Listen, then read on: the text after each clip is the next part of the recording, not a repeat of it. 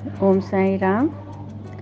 साईं भक्तों, मैं आपके सामने अपना एक वाक़या कहिए या एक कृपा बाबा की जो मुझ पर हुई उसको मैं शेयर करना चाहती हूँ आप सबके बीच में।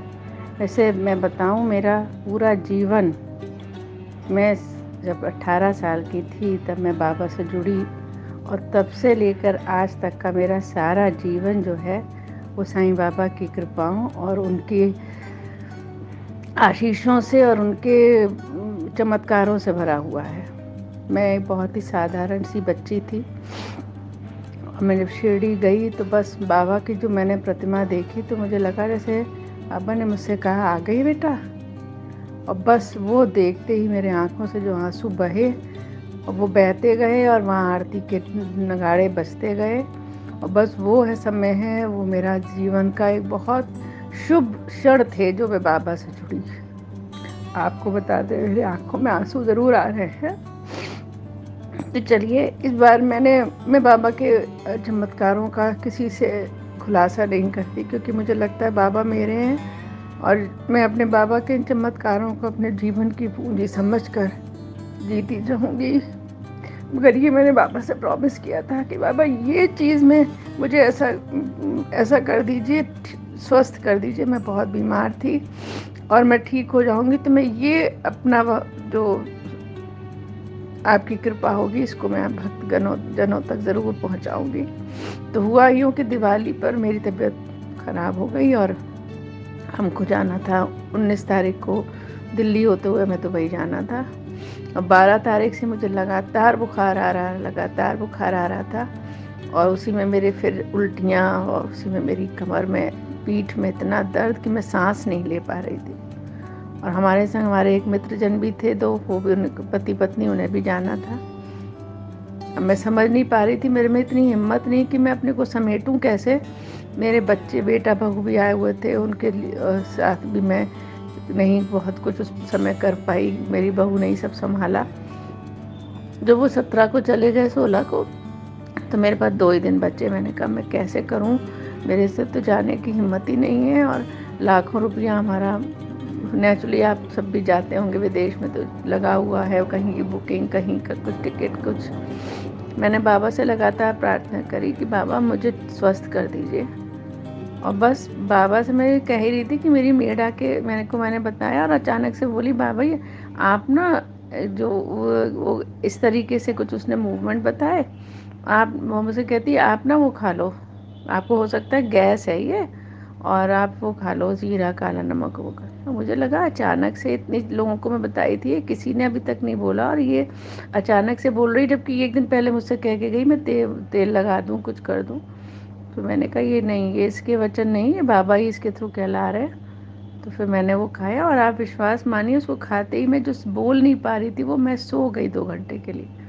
और फिर मेरा अचानक हाथ एक ऐसी जगह पहुंचा अपनी पीठ पे जहाँ इंतहा दर्द था और जिसकी वजह से पूरी पीठ में दर्द हो रहा था। खैर उसके सोने मैंने फिर, या तो कहिए कि उसके खाने का जो उसने बताया घरेलू, मगर मेरा हाथ जो पड़ा, मैंने कहा नहीं, ये भी बाबा की ही कृपा है। जो इतने दिनों से मैं परेशान, मेरा हाथ नहीं समझ नहीं पाई थी, आज अचानक से ये क्या है। और दोनों चीज़ें ही थी शायद। मेरे पीठ में जो दर्द था वहाँ गैस का भी कुछ प्रकोप रहा होगा। फिर मैंने वहाँ सिकाई करी, मैंने दवा खाई और मेरा पीठ का दर्द ऐसा हो गया जैसे मैं था ही नहीं कभी। फिर भी मुझे बुखार आ रहा, मैं बाबा से मना रही और हम दिल्ली चले गए 19 को उसी बुखार में। वहाँ जाके हमने अपने डॉक्टर जेठ से बात करी, उन्होंने कहा नहीं टेस्ट कराओ, 10 दिन से ऊपर हो गया। मेरे पति आए, मैं बोले टेस्ट करा लो, मैंने कहा नहीं मैं कुछ नहीं कराऊंगी। और मैं लगातार बाबा से बस मानती रही कि बाबा, मेरे मोबाइल में भी बाबा की फ़ोटो रहती है। मैंने बाबा से बनाया, बाबा आप मुझे ठीक करेंगे और आप हमेशा मेरे साथ हैं, ये मुझे मालूम है। आप तो, मेरा तो जीवन ही भरा हुआ है सारे आपके चमत्कारों से, ये एक चमत्कार कर दीजिए। और आप विश्वास मानिए, 21 तारीख की सुबह मेरी फ़्लाइट थी और 20 तारीख को ही जने कैसे मेरे पति ने कोई दूसरे एक एंटीबायोटिक जो लेके बाज़ार से आए, जो हम लोग खाते थे बट फिर डिस्पेंसरी की खाते थे, इन्हें जने अंदर से आवाज़ हुआ कि नहीं ये डिस्पेंसरी की नहीं, बाज़ार से लाता हूँ। वो खाई हमने, और हम 21 तारीख को जब फ्लाइट में बैठे हैं, मैं बिल्कुल स्वस्थ थी और अंदर से मुझे एक अंदर से ताकत महसूस होना शुरू हुई। और पूरा हमने वो अपना, हमको जो दुबई घूमना था, हम पूरा दुबई घूमे, जबकि हर थोड़ी थोड़ी देर में मुझे कुछ झटका सा, कभी मेरे अचानक से मुझे आँखों में दिक्कत होने लगे, कभी अचानक से मुझे, लेकिन जहाँ मैं बाबा का ध्यान करती थी और मैं कहती थी बाबा मुझे, आप मेरे साथ हैं, कोई अड़चन नहीं आनी चाहिए, क्योंकि मैं अपने लिए नहीं, मैं अपने बाकी जो मेरे मित्रगण हैं, मेरे पति हैं, उनको वजह से मैं स्वस्थ रहना चाहती हूँ, जिससे उन्हें दिक्कत ना हो। और मैं पूरा देख के पूरा करके आई। और फिर लौट के आके मैं, अब आके जब मैंने सोचा कि देखो बाबा मेरे साथ हमेशा हैं, ये विश्वास ही मेरा मुझे स्वस्थ करता रहा। और वाकई यकीन मानिए, बाबा को जो मानता है दिल से, बाबा उसे कहीं भी आप दीवार में देख रहे होंगे, कहीं आप देख रहे होंगे आसमान में, कहीं वो किसी न किसी रूप में बाबा का अक्स सामने आ जाता था मेरे। और मैं बाबा को धन्यवाद देती थी और मैं बाबा से कहती थी बाबा, मैं, मेरी वजह से किसी को दिक्कत ना हो, मैं चाहे उस चीज़ को एंजॉय कर पाऊँ या न कर पाऊँ, लेकिन मैंने खूब उस चीज़ को एंजॉय किया। मेरे मित्रगणों को, मेरे पति को कोई दिक्कत नहीं हुई। मुझे बहुत अपने बाबा पर नाज है कि मैं उनकी भक्त हूँ।